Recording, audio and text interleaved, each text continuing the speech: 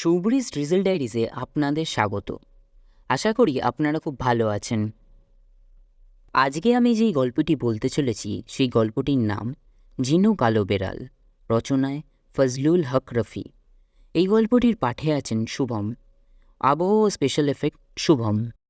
সময়টা ছিল 1992 সাল। আমি তখন ক্লাস 9-এ পড়ি। একটি বিশেষ কারণে আমাকে খুলনা শহর ছেড়ে যেতে হয়।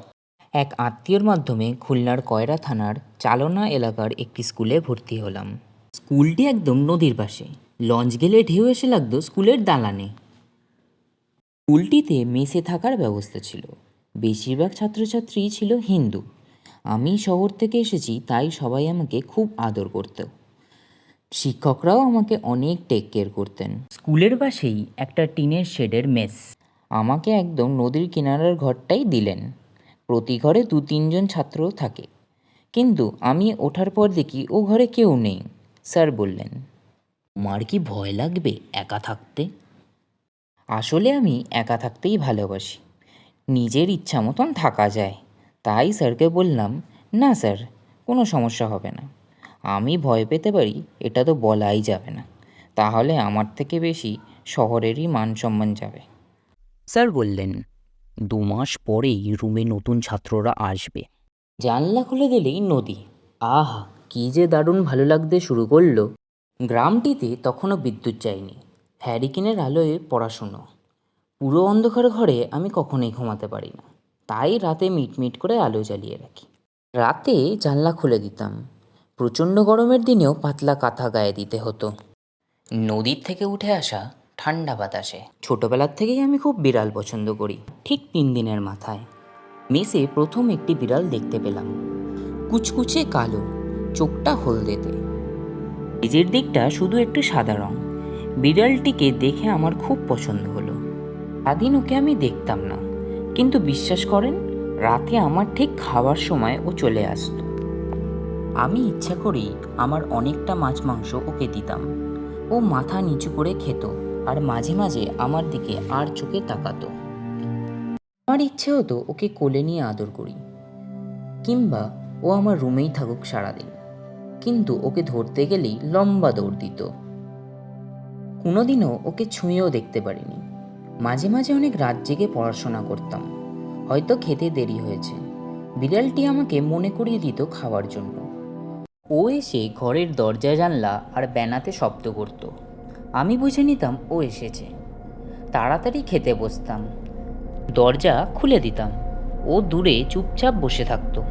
আমি বেশি বেশি করে খেতে দিতাম। ও চুপচাপ খেয়ে আমার দিকে আর চোখে তাকাতে তাকাতে বের হয়ে যেত। মাঝে মাঝে ওর চাউনিতে ভয় পেতাম। কেমন একটা যেন ভয়ঙ্কর ভয়ঙ্কর দৃষ্টিতে তাকাতো। আমি ভাবতাম এটা হয়তো গ্রামেরই কারুর বেড়াল, কিন্তু আমাদের স্কুল তো গ্রাম থেকে বেশ দূরে নদীর পাড়ে। আমার একদিন কৌতূহল হলো যে ও কোথায় যায় সেটা দেখতে। একদিন রাতে ও আসলো। আমিও ওকে অনেকটা ভাত মাছ খেতে দিলাম। ও খেয়ে বের হয়ে গেল। রাতে আমিও টর্চ হাতে ওর পিছু পিছু গোপনে বেরোলাম। টর্চ জ্বালাচ্ছি না, তাতেও বুঝে ফেলবে হালকা আলোতে ওকে স্পষ্ট ফলো করছি। আমি দেখছি স্কুলের গেট পেরিয়ে নদীর দিকে যাচ্ছে। আমিও গা ঢাকা দিয়ে ওকে অনুসরণ করছি। বিড়ালটা সোজা নদীর পানির কাছে গিয়ে হারিয়ে গেল। আমি অবাক হয়ে গেলাম, কোথাও দেখতে পাচ্ছি না। হঠাৎ একটা দমকা হাওয়া এসে লাগলো আমার গায়ে। ঠান্ডা বাতাস, কিন্তু চোখ দুটো যেন জ্বলে যাচ্ছে। কয়েকবার চোখ মুছলাম, এরই মধ্যে দেখি নদীতে কি একটা যেন লাফ দিয়ে পড়ার শব্দ। আমি ভেবেছি হয়তো বিড়ালটা নদীতে লাফ দিয়েছে। চোখ জ্বালা অবস্থায় এক ঝলক দেখতে পাই নদীর ওপর দিয়ে কি যেন একটা দ্রুত গতিতে নদীর ওপার দিকে চলে যাচ্ছে। আমি দ্রুত স্কুলের দিকে দৌড় দিলাম। ভয়ে গা কাঁপছে। অন্য সব ছাত্ররা ঘুমাচ্ছে, তাই কাউকে ডাকলাম না।